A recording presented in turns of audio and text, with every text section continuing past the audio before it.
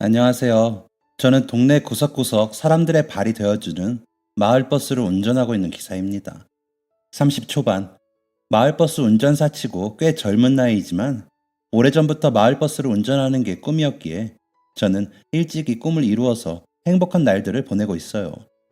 마을버스 기사가 돼야지 하는 생각을 한 것은 성인이 되고부터이지만 돌이켜 생각해보면 마을버스에 대한 은근한 애정은 어릴 때부터 계속 있었던 것 같아요. 큰 버스로 갈 수 있는 곳들도 마을버스가 근처까지 가면 좀 돌아가더라도 저는 늘 마을버스를 선택했던 것 같거든요.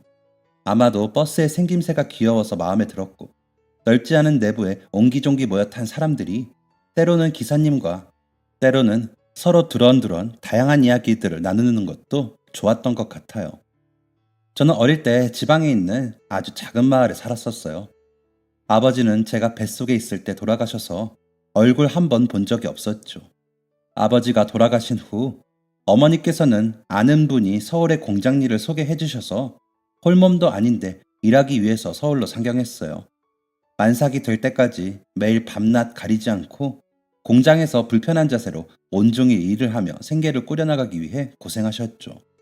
제가 태어나던 날도 어머니는 공장에 계셨다고 해요.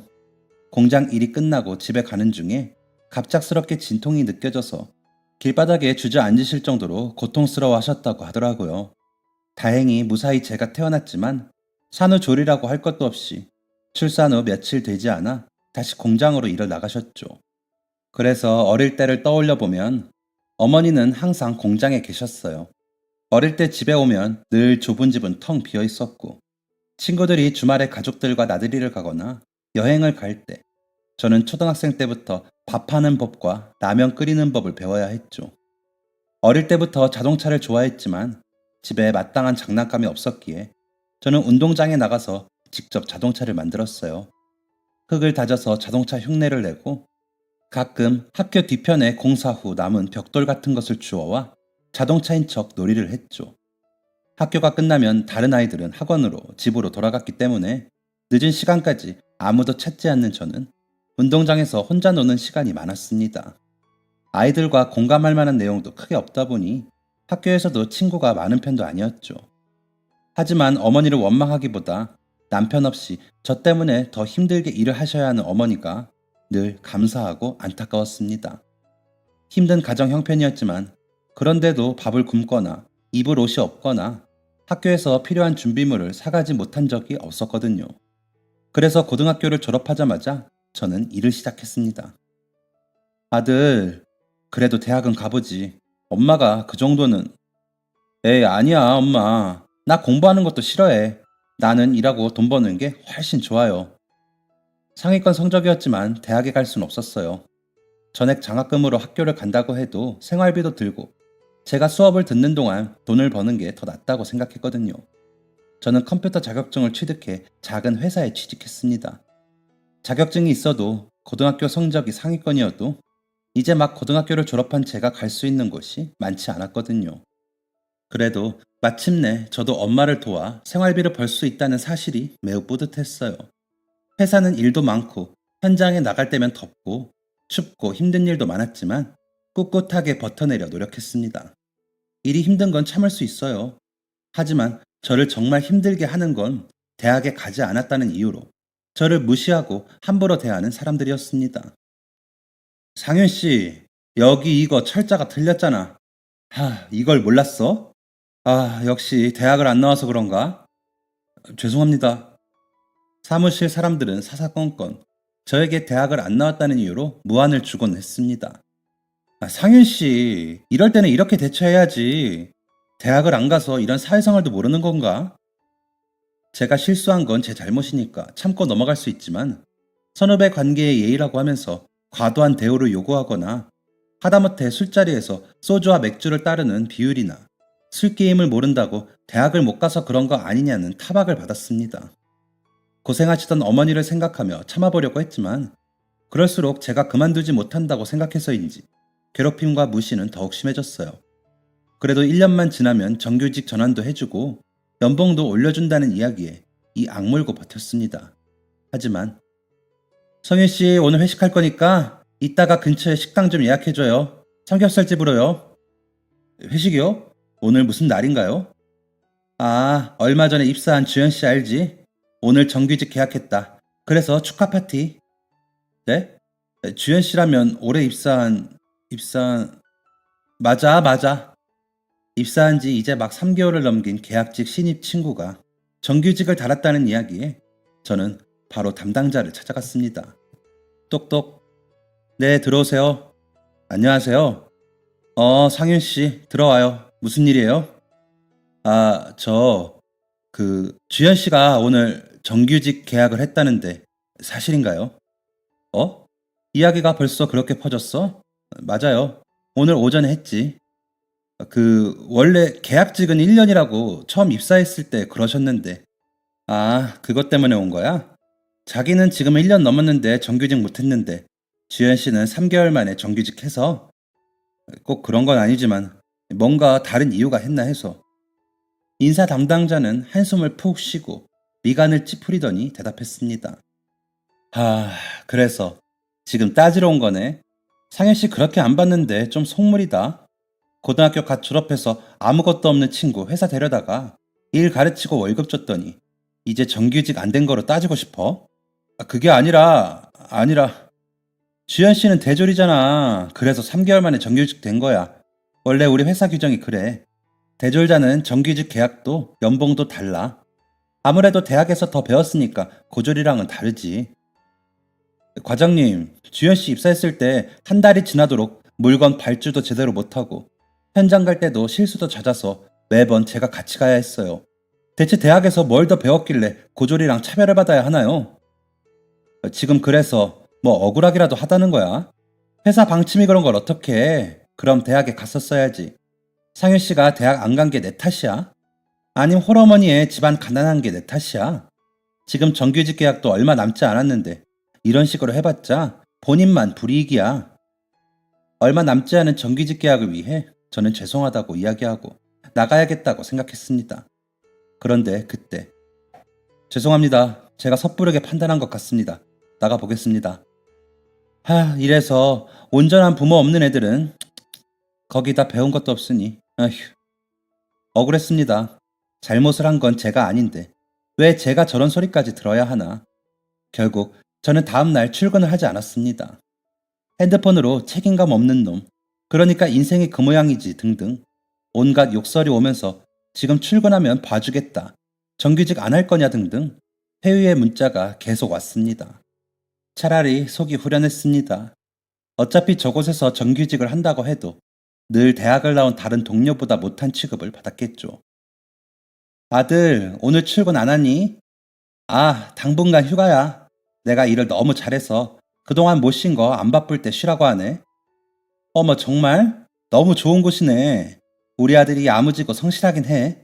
그분들도 그걸 알았나 보다. 그 후 이곳저곳 취업을 하려고 알아봤지만 대학을 나오지 않은 경력 1년 정도가 다인 20대 초반이 취업하기는 쉽지 않았습니다. 면접을 보러 가면 가장 먼저 하는 질문이 왜 대학은 안 갔냐였어요. 그나마도 고졸은 면접 연락조차도 안 오는 것이 대부분이었습니다. 그러던 중 입영 통지서가 나왔고 저는 입대 전까지 잠깐 생활비를 벌기 위해 집 근처 공사장에서 막노동을 시작했습니다. 어머니에게는 입대를 앞두고 회사를 그만두었다고 이야기해드렸죠. 다행히 그것은 제가 대학을 나오든 나오지 않았든 그런 건 상관하지 않았습니다. 벽돌과 흙을 나르는 데는 대학의 여부에 상관없이 모두가 평등했어요. 오히려 젊은 나이에 어머니를 도와 힘든 일을 한다며 다들 잘 챙겨주셨습니다. 그리고 다가온 훈련소 입소일. 저는 그동안 일했던 돈 중 일부를 모아 어머니에게 목도리를 선물했습니다. 엄마, 저 잘 다녀올게요. 엄마도 건강하게 있어요. 아이고, 너 필요한 거나 사지. 뭐하러 이런 걸 샀어요. 저 입대하면 이제 집에 엄마 퇴근 시간에 따뜻하게 난로켜 놓을 사람도 없잖아요. 춥다고 너무 아끼지 말고 늘 건강이 우선이에요. 잘 다녀오겠습니다. 아이고, 이쁜 내 새끼. 너야말로 건강하고 다치지 않게 늘 조심하고 잘 다녀와야 한다. 어머니는 눈물을 겨우겨우 삼키며 제가 선물한 목도리를 손에 꼭 쥐고 인사를 하셨습니다. 시간이 될 때마다 어머니는 면회를 오려고 하셨지만 강원도까지 너무 먼 길을 오시는 어머니가 걱정돼 저는 늘 잔소리했습니다. 엄마, 무겁게 뭐하러 이런 걸 또 들고 왔어요? 무겁기는 뭘. 우리 아들은 더 힘든 일 하는데 엄마가 이 정도는 해야지. 아, 엄마도 참. 다른 친구들도 다 하는 건데요. 쉬는 날 친구들도 만나고 편하게 좀 쉬시지. 엄마는 우리 아들 얼굴 보는 게 쉬는 거예요. 시간이 흘러 드디어 다가온 저녁날. 어머니는 무사히 집으로 돌아온 저를 무척이나 반기셨습니다. 저는 그동안 군대에서 모은 돈으로 어머니께 편한 운동화 한 켤레 사드렸어요. 엄마, 원래 저녁할 때까지 기다려주면 이렇게 꽃신을 시켜준대. 아들, 이런 건 여자친구한테나 하는 거 아니야? 여자친구 없는 아들 위해서 우리 여사님이 대신 받아주세요. 전역한 후 저는 취업을 준비하면서 전에 일하던 공사장의 반장님이 현장에 불러주셔서 바로 일하게 됐습니다. 뼈가 부서질 듯한 고통과 새벽 출근, 고된 업무였지만 그래도 돈을 벌 수단이 있다는 게 어디냐 하는 생각으로 다녔어요. 또 업무 강도가 센 만큼 돈도 크게 들어왔죠. 그러다 집 근처의 한 아파트 공사장에 고정으로 일을 나가게 되었어요. 그래서 새벽마다 같은 마을버스를 타게 됐는데 제가 좋아하는 마을버스를 거의 매일같이 탈 수 있어서 더 좋았던 것 같아요. 저희 집 앞이 첫 번째 출발지여서 매일 정류장에서 아무도 타지 않은 마을버스의 첫 승객으로 오르면 기사님께서 늘 친절하게 인사를 해주셨어요. 안녕하세요. 아이고, 안녕하세요. 오늘도 첫 손님이네요. 그러게요. 아침 일찍인데 피곤하지 않으세요? 손님분처럼 새벽부터 출근하는 사람들이 워낙 많으셔서 제가 생색낼 수 있나요? 오늘도 안전운전 하세요. 거의 매일같이 기사님과 마주치면서 저는 제일 앞자리에 앉아 인사도 나누고 이야기도 나누면서 점점 친해졌습니다. 항상 버스를 오르고 내리는 승객들에게 친절한 기사님을 보면서 어느 날부터인가 저도 마을버스를 운전하면 참 좋겠다 하는 생각을 자연스럽게 하게 되었어요. 마을버스 좋지. 아들 어릴 때부터 마을버스 좋아했잖아. 운전기사도 운명인 것 같은데. 어머니의 말에 힘입어 친해진 기사님에게 저도 마을버스 운전을 하고 싶다고 말씀드렸어요. 기사님께서는 기뻐하시면서 저에게 이런저런 조언을 많이 해주셨죠. 우선 공사일을 계속하면서 버스 운전을 위해 운전면허 학원에 다니며 면허증을 취득했어요. 또 연수 경험이 없기 때문에 취업 교육기관을 이용하면 좋다고 해서 기사님의 추천을 받아 교육받으러 다니기도 했죠. 처음 해보는 일인데다 다른 일을 하면서 준비하는 터라 생각보다 준비 과정이 쉽지 않았지만 꿋꿋하고 착실하게 준비를 해 나갔습니다. 그렇게 20대 후반 저는 젊은 마을버스 기사가 되었습니다. 기사님들 사이에서 꽤 어린 편에 속해 젊은 나이에 대단하다고 귀염도 받고 가끔 저와 비슷한 또래의 친구들도 있어서 동네 친구도 생긴 것 같아 여러모로 좋았어요.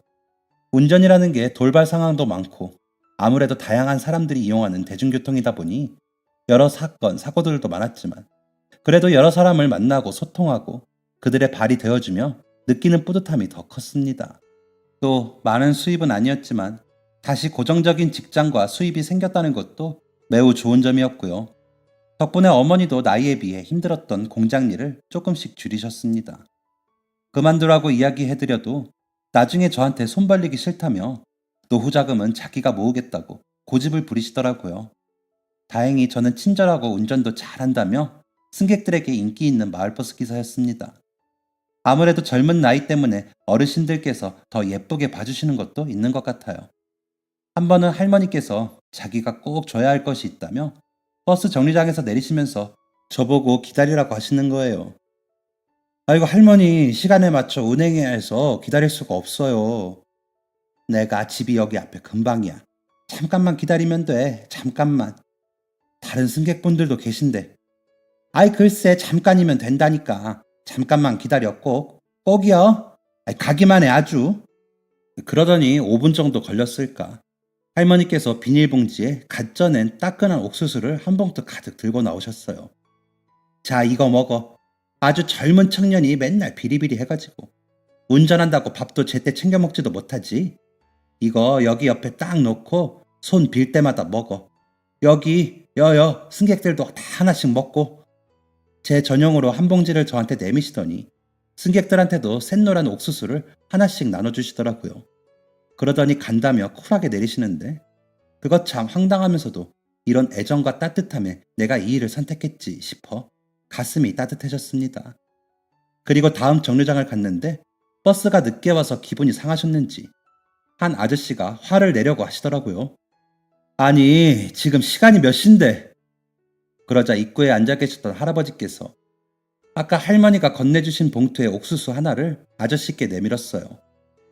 허허, 저 청년은 잘못이 없어. 여기 맨날 타는 할망구가 이거 나눠줘야 한다면서 자기 집에 갔다 온다고 절대 출발하지 말라고 기다리라고 하지 뭔가? 아니, 그래도 그렇다고 다른 사람들도 기다리는데 이렇게 여기 이거 먹어보게. 이거 보통 옥수수 맛이 아니야.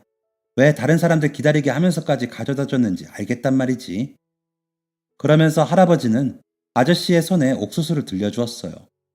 그러더니 뒤이어 탄 아이 어머니와 아이에게도 옥수수를 내밀었습니다. 다행히 낮 시간에 사람이 많지 않았던 터라 그 뒤로 타신 분들 중에는 그렇게 화를 내신 분이 없었지만 버스에 오르니 모두가 옥수수를 먹고 있는 광경을 어리둥절한 표정으로 쳐다보시더라고요. 그리고 할아버지는 비닐봉지 안에 옥수수가 동날 때까지 새로 타시는 분들에게 옥수수를 나눠주셨죠. 작은 마을버스 안에서 사람들이 따끈따끈한 옥수수를 먹으며 서로 웃고 있는 모습은 오래도록 제 가슴속에 남았습니다.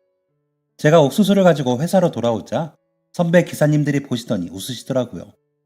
하하, 벌써 그때인가? 상윤이 오늘 운행 지연 좀 됐겠는걸? 어떻게 하셨어요? 아, 그 옥수수 주신 할머니 매년 초당 옥수수 나오는 때면 한가득 쪄서 동네 사람들도 나눠주고 꼭 우리 마을버스 기사님이랑 손님들도 나눠주거든. 근데 꼭 그렇게 집 앞에서 기다리라고 하고 주신단 말이야. 그래, 집에서 가지고 나오셔도 되는데 참. 그 할머니 여동생분이 강원도에서 옥수수 농사를 하신대. 그래서 이맘때면 항상 그렇게 옥수수를 한 가득 보내주신다나 봐. 할머님 혼자 지내시니까 주변에 그렇게 항상 나눠주시는 거지. 항상 그렇게 바로 먹을 수 있게 쪄서 나눠주시는 정성도 정말 대단하셔. 알고 보니 혼자 사는 할머니에게는 일종의 이벤트 같은 거더라고요.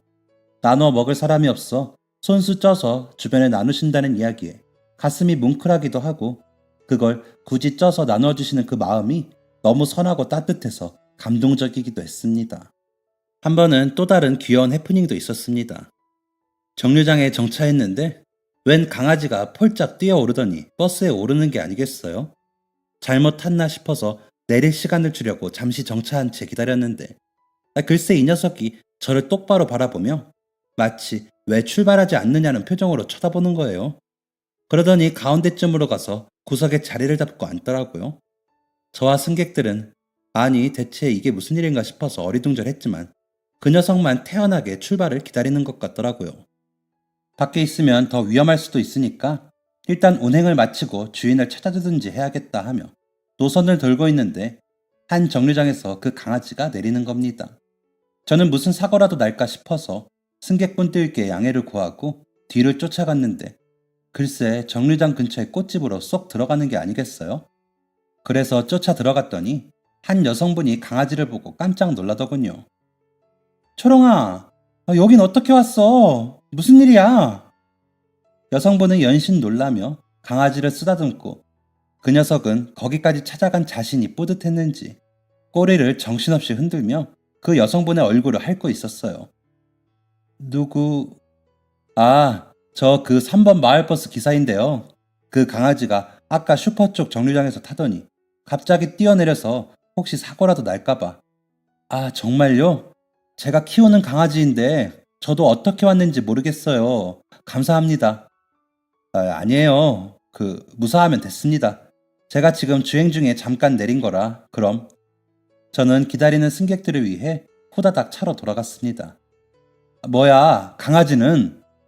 제가 빈손으로 돌아오니 어르신들께서 궁금하셨는지 눈을 반짝이며 물어보시더라고요. 아, 저기 꽃집 사장님네 강아지래요. 하하, 그 녀석 참 여길 자기 혼자 버스 타고 찾아오고 여간 똑똑한 게 아니네요. 허허, 상윤이 마을버스가 안전운전인가 아주 강아지들 사이에서도 소문이 나버렸나 보구만. 그러게 어쩜 강아지가 마을버스를 다 타고 거참 우리 집 강아지도 좀 저렇게 똑똑했으면. 아유, 버스가 다 뭐여. 우리 집 강아지는 말이야. 강아지 얘기로 어느새 버스 안의 사람들은 저마다 이런저런 이야기를 나누며 유쾌하게 웃기도 하고 서로 위로도 하며 마치 원래 다 함께 버스에 탄 사람들처럼 신나게 대화를 나누었습니다. 그로부터 며칠 후 꽃집 사장님이 자기 몸만한 가방을 가지고 마을버스에 탔습니다. 아, 안녕하세요. 안녕하세요. 저 그때 그 꽃집에서 강아지. 네, 기억나요. 강아지는 괜찮죠? 네, 여기. 알고 보니 가방 안에는 그날 똑 부러지던 강아지 녀석이 누워있더라고요. 하하, 오늘은 너 혼자 탄 게 아니구나. 그때 정말 감사했어요. 그래서 이게 뭐예요? 꽃집 사장님은 운전석 옆에 보조석에 앉아 제게 작은 쇼핑백을 내밀었습니다. 제가 만든 건데 프리저브드라고 말린 꽃이에요. 상하는 거 아니라서 보관도 쉬워요. 그때 너무 감사해서. 아, 당연한 건데요, 뭘. 감사합니다. 너무 예쁘네요. 집에 가서 쇼핑백을 열어보니 꽃과 함께 카드가 들어있었습니다. 초롱이 도와주셔서 감사해요. 감사 인사로 밥이라도 사드리고 싶어요. 라는 메모와 함께 연락처가 적혀 있었습니다.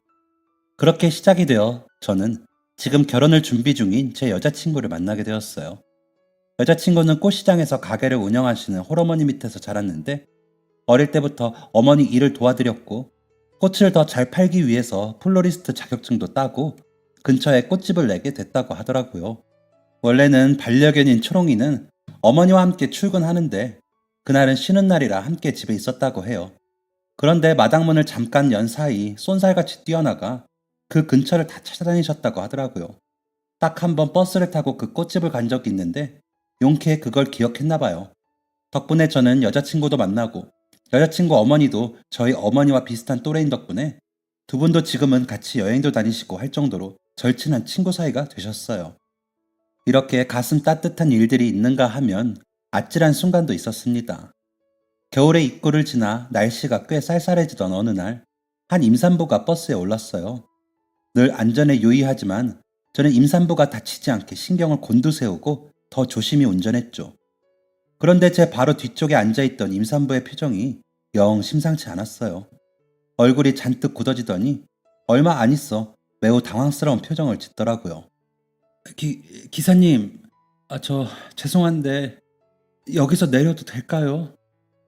배가 아픈 듯 한 손으로는 배를 움켜쥐고 식은땀을 흘리며 저에게 내려도 괜찮은지 물어보더라고요. 지금 내릴 수가 없어서. 무슨 일이세요? 다음 정류장 곧 나와요. 야, 양수가 터진 것 같아요. 네? 저는 차량을 급하게 정차하고 산모를 돌아봤습니다.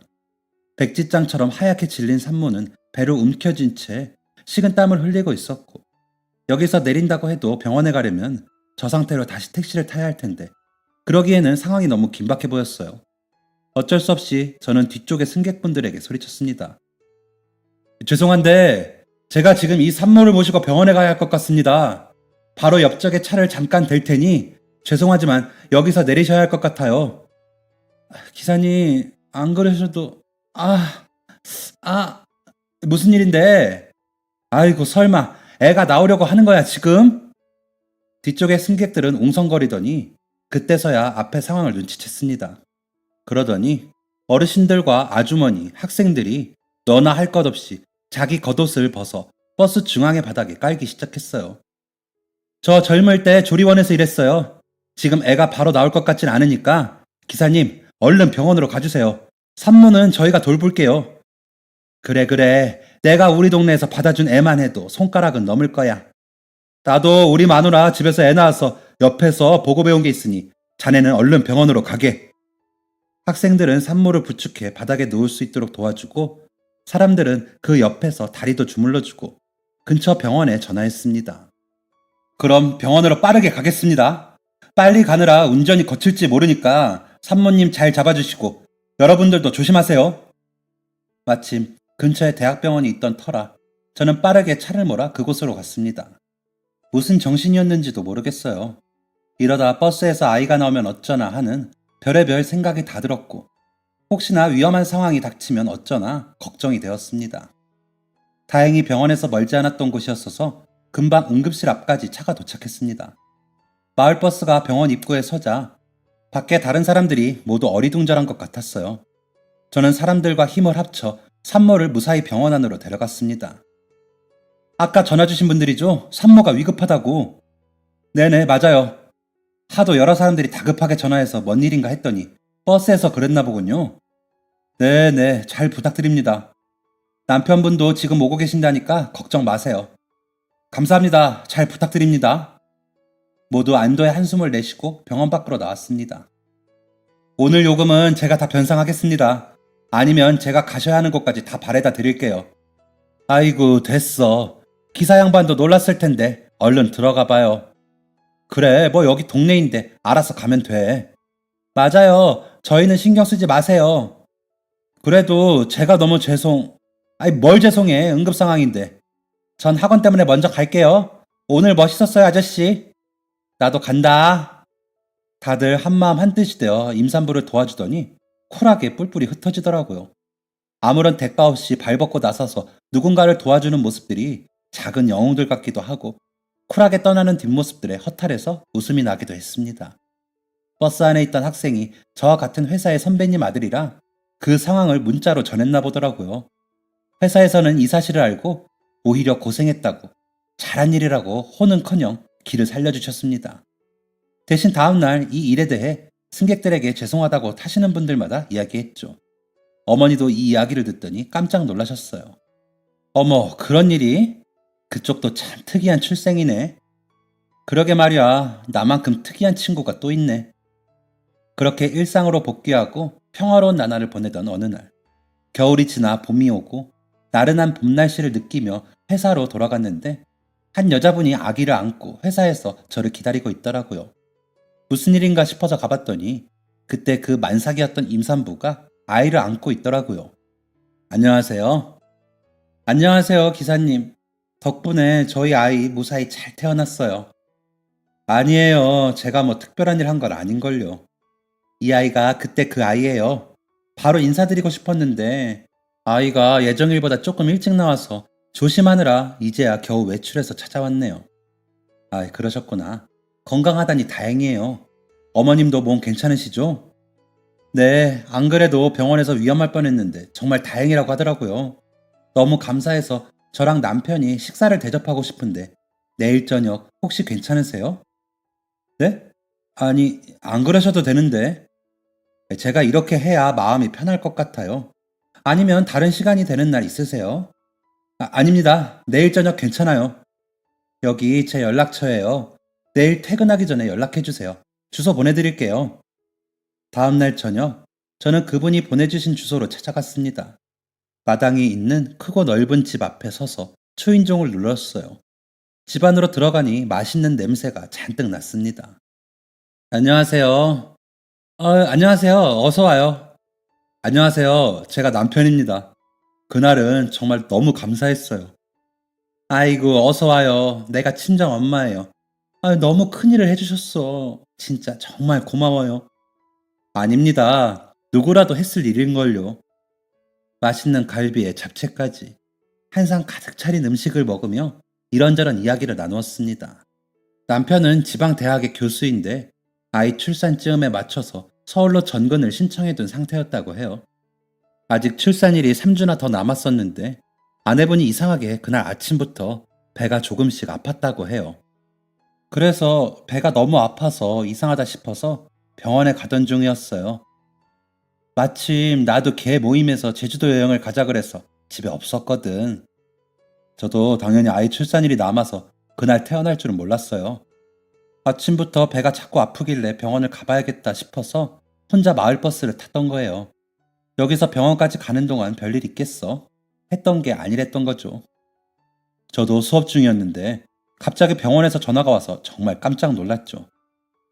나도 그날 저녁 급하게 비행기 타고 왔잖아. 다행히 진통시간이 길어져서 남편 오고 나서 출산했어요. 그대로 길에서라도 무슨 일 있었으면 큰일 날 뻔했는데 기사님을 만나서 정말 다행이었죠. 내 첫 손주인데 정말 너무 고맙더라고. 옛날에 했던 좋은 일을 돌려받나 싶기도 하고, 저와 부부는 나이가 또래다 보니 금방 친해졌어요. 알고 보니 어머니도 예전에 제가 살던 동네에서 택시 운전을 하셨다고 하더라고요. 같은 고향 출신인 게 신기해서 저희는 모두 금방 친해져서 시간 가는 줄 모르고 수다를 떨었어요. 이런 우연이 다 있네. 그러게요. 엄청 시골이라 거기 살았던 분은 처음 만나요. 그러게 정말 신기하다. 고향에 대한 이야기를 나누던 중이었어요. 맞아. 엄마도 예전에 산모 도운 적 있다고 했잖아. 맞아, 그랬지. 그때 일 덕분에 복 받았나 보다고 우리가 계속 얘기했잖아. 맞아. 저희 어머니가 예전에 산모를 도운 적이 있는데 저희는 다 그때 엄마가 착한 일을 해서 이런 기인을 만났다고 생각하거든요. 정말요? 어떻게 도우셨어요? 글쎄, 내가 택시 운전을 할 때였는데 저는 그분의 이야기에 깜짝 놀랐습니다. 나 운전하고 돌아가는데 길가에 한 여자가 비틀비틀 걸어가는 거야. 무슨 일인가 싶어서 속도를 줄이고 천천히 따라가는데 갑자기 바닥에 털썩 주저앉더라고. 그래서 얼른 내려서 가까이 다가갔지. 그랬더니 임신 후반기인지 배가 잔뜩 나온 임산부더라고. 어디서부터 왔는지 온몸이 땀으로 젖어서는 신발은 또 어찌나 낡았는지 이 상태로 이렇게 걸어 다녔나 싶어서 도저히 그냥 지나칠 수가 없더라고. 아주머니는 커피를 한 모금 마시더니 이야기를 이었어요. 두고 가면 큰일 날 게 뻔하고 그 시골에 119를 불러도 한참 걸릴 거고 어쩔 수 없이 내 힘도 센 편은 아니지만 끙끙거리면서 택시 뒷좌석에 눕혔지. 그렇게 한참 달리는데 뒤에서 또 끙끙 앓는 소리가 들리는 거야. 그러더니 애가 나올 것 같다고 하더라고. 그래서 차를 멈춰 세우고 일단 다시 뒷좌석으로 갔지. 배가 너무 아파서 죽겠다고 끙끙 앓는데 물어보니까 그날 새벽부터 배가 조금씩 아팠다는 거야. 근데 아직 애정일이 안 되어서 일을 나갔다 왔다고 하더라고. 아주머니는 그날의 기억이 하도 강력해 아직도 그날 일이 생생하게 기억이 난다고 했습니다. 아이고, 괜찮아요? 잠깐 좀 볼게요. 하면서 내가 치마를 살짝 들쳤는데 글쎄 애기가 나오려고 입구가 열린 것 같은 거야. 이대로 운전해서 가다가는 더 큰일이 날 수도 있겠다 싶어서 차 트렁크에 있던 담요를 꺼내서 하나는 허리부터 다리 쪽에 깔고 내 겉옷도 벗어서 애기 엄마를 덮어줬지. 갓길이 있어서 천만 다행이었어. 조용한 시골 동네라 지나갔던 차도 없고 거기서 나야 뭐 잘 알지도 못하지만 나 출산할 때 경험처럼 힘주세요, 더요. 뭐 이런 말을 계속했어. 그 아기 엄마도 어찌나 의지가 강한지 정신 한번 잃지 않고 이 악물고 힘을 주더라고. 난 병원에서 다 갖춰놓고 애를 낳아도 힘들었는데 얼마나 고생했을까 싶기는 해. 그렇게 한참을 지났을까? 애 머리가 슬쩍 보이더니 겨우겨우 애가 태어난 거야. 그런데 이때부터가 더 문제지. 그렇게 위생적이지 못한 곳에서 애를 낳았으니 빨리 조치를 취해야 하잖아. 탯줄도 잘라야 하고. 애기 엄마한테 아이를 안겨주고 얼른 병원으로 차를 몰았어. 그 정신없는 와중에도 아이를 받아들면서 고맙습니다, 고맙습니다를 계속 외치더라고. 저는 이야기를 듣다가 멍해졌습니다. 혹시 그러고 그 아이 동국대병원에 데려다 주셨나요? 어머, 맞아, 맞아. 그걸 어떻게? 제가, 제가, 제가 택시에서 태어났다고 이전에 어머니께서 말씀하셨어요. 뭐라고? 어머, 세상에. 상윤 씨, 진짜요? 네. 한 여성 택시 기사분이 쓰러지려는 찰나에 길에서 태워주셨다고. 근데 병원까지 가는 길에 차에서 저를 낳았다고 하셨어요. 그리고 정신없는 와중에 눈 떠보니 병원이었다고요. 어머, 어머 세상에. 그럼 자네가 그때 네, 맞아요. 아버지 없이 어머니 혼자 공장일 하시면서 힘들게 생활하시다가 그날도 공장에 출근했다가 갑자기 산통이 느껴지셨다고 해요. 근데 여자 택시 기사님 도움을 받았다고. 그래서 제가 마을버스 운전을 하겠다고 했을 때도 제 출생이 차와 관련되어서 그런가 하고 재밌어 하셨거든요. 어머 세상에. 그때 병원에 데려다 주고 그 아이가 어떻게 됐을까 계속 궁금했는데 그런 환경에서 태어나서 혹시 어디 아프거나 다치진 않았을까 하고 늘 걱정했었거든요. 아이고, 근데 이렇게 건강하고 멋진 청년이 됐을 줄이야. 저희 어머니도 그때 도와주신 분 찾아서 꼭 감사 인사드리고 싶다고 늘 말씀하셨어요. 아이고, 이런 우연이 있다니. 아무래도 그때 저희 어머니를 도우신 덕에 하늘이 도운 게 아니라 제가 받았던 큰 도움을 갚기 위해서 하늘이 제게 그것을 갚을 기회를 주신 것 같았습니다. 감사해요, 아주머니. 저희 어머니가 그때 일은 두고두고 감사하게 여기고 있어요. 아이고, 아니야. 상윤이 덕분에 나도 딸과 손주 모두 살렸는걸. 돌아가는 길에 아주머니는 어머니와 만나서 오랜만에 차라도 마시고 싶다며 꼭 연락달라고 전해달라 당부하셨습니다. 저는 집에 돌아오자마자 엄마에게 이와 같은 사실을 알렸어요. 오늘 그 집에서 누굴 만났는지 아세요? 아이고, 잘 다녀왔어? 얘가 얼마나 놀라운 사람이길래 이렇게 헐레벌떡 와. 저는 그 집에서 있었던 일들을 엄마에게 이야기해드렸습니다. 뭐? 아니 세상에. 그럼 그 어머니가 그때 그 택시 기사님이라고? 그분도 그 후로 아기는 무사한지 산모는 괜찮은지 너무 궁금하셨었대. 세상에 세상에. 어떻게 이런 일이. 엄마도 그 후로 계속 그분께 꼭 한번 인사를 드리고 싶다 생각했었는데 어머, 어쩜 이런 우연이 다 있니? 아주머니도 엄마와 시간 되면 차라도 한잔 하고 싶다고 하더라고. 꼭 만나고 싶다고 하는데 어때? 아이고, 만나 뵙고 싶은 건 오히려 나지. 아이고 세상에. 그때 생명의 은인분을 이렇게 만나다니. 상윤아 장하다. 대단해. 에이, 아니야. 뭐가 대단해. 언제든 좋은 일을 우선으로 하게 잘 키워준 엄마 덕분이지. 그러고 보면 내가 마을버스 기사가 된 것도 지금 여자친구를 만난 것도 다 엄마 덕분이야. 저는 연락처를 알려준 아기 엄마에게 문자를 보냈어요. 어머니께서도 꼭 만나 뵙고 싶다고 해요. 시간 될 때 알려주세요. 나중에 들은 말로는 그 문자를 받고 아주머니가 무척이나 좋아하셨다고 하더라고요.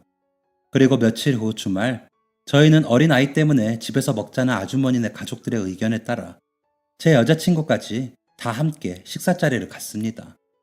여자친구도 들뜨고 설레었는지 예쁜 꽃바구니도 준비해 왔더라고요.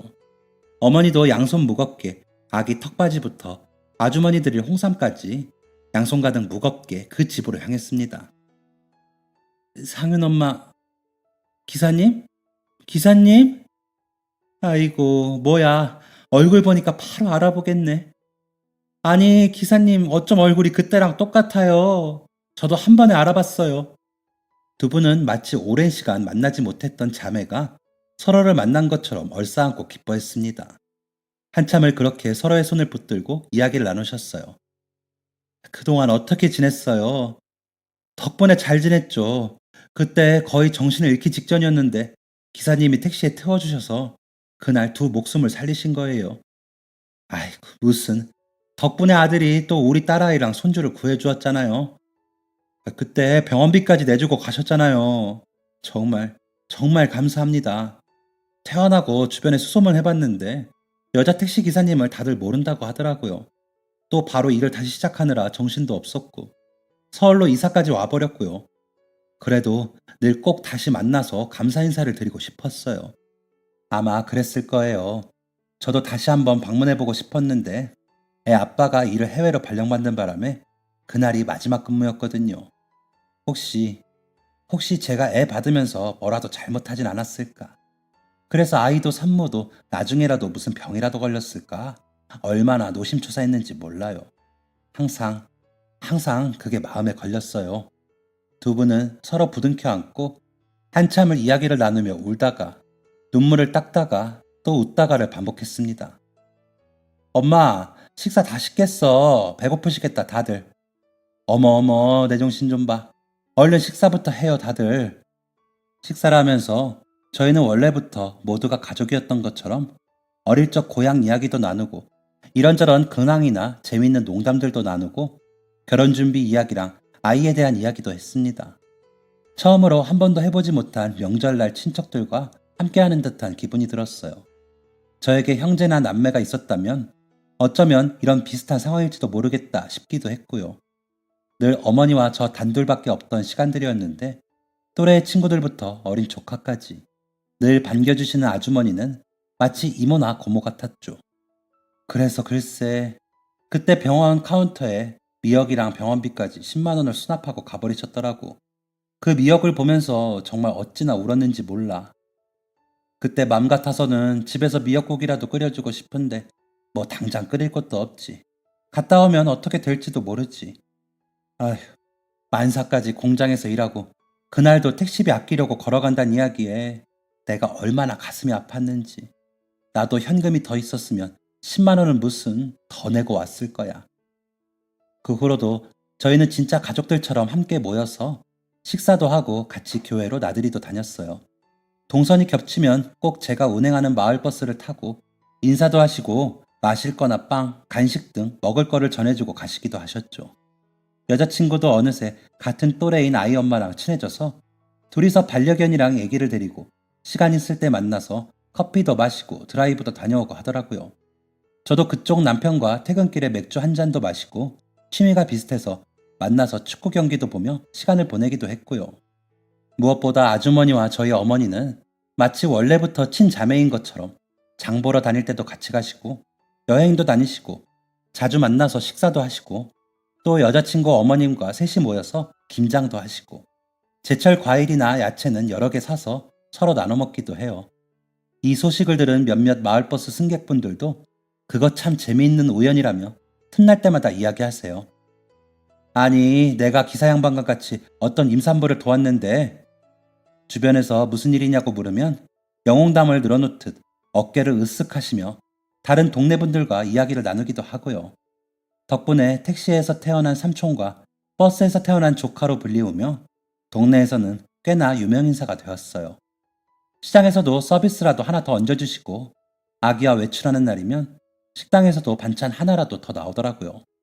덕분에 어릴 때부터 어머니께 부족함 없이 사랑받았지만 그래도 하나뿐인 가족이라는 것에서 종종 외로움을 느끼기도 했는데 이제는 얼굴도 잘 모르는 많은 분들에게도 사랑받고 있어서 어린 시절 부족했던 사랑과 관심 몇 배 이상으로 돌려받고 있는 것 같아 매일이 너무 행복해요. 이제 다음 달이면 여자친구와 결혼식을 올리는데 3명의 어머니들은 벌써부터 한복도 서로 색깔을 맞춰서 입겠다며 결혼 준비에 더 들떠서 준비하고 계세요. 마을버스 운전이랑 꽃집을 운영하느라 바쁜 저희 커플 대신에 어머니들과 아기 엄마, 아니 이제는 동생이라고 부르는 동생네 부부가 적극적으로 결혼 준비를 돕는 중이에요. 요즘은 강아지도 결혼식에 화동으로 나오던데요. 두 사람 이어준 건 초롱이 아니에요. 귀여운 조카만큼 온 가족의 사랑을 받는 초롱이까지 결혼식에 꼭 와야 한다며 이제는 강아지 드레스까지 알아보고 있네요.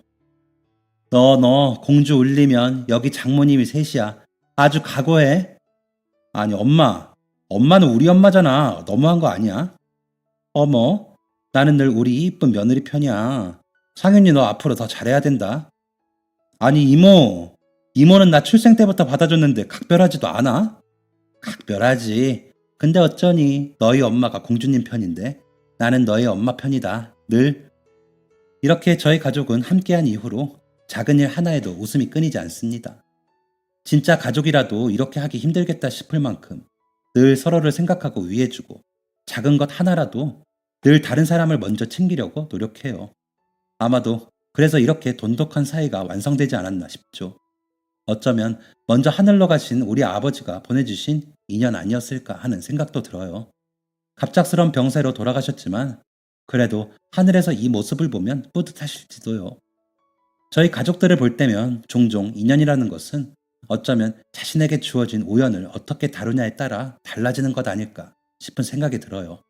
만일 그때 어머니께서 일하시는 공장 앞에서 바로 다른 택시를 타고 병원으로 갔었다면 혹은 공장에 다른 분들이 차를 태워주시거나 아니면 그대로 길에 쓰러진 채 나중에 발견되었다면 어땠을까요? 혹은 이모가 그때 그 주변을 운전 중이 아니었다면 어차피 외국에 갈 거니까 일을 조금 더 빨리 그만두었다면 택시에서 아기를 낳는 결정을 하지 않고 그대로 운전을 해서 병원으로 갔다면 또 어떻게 되었을까요?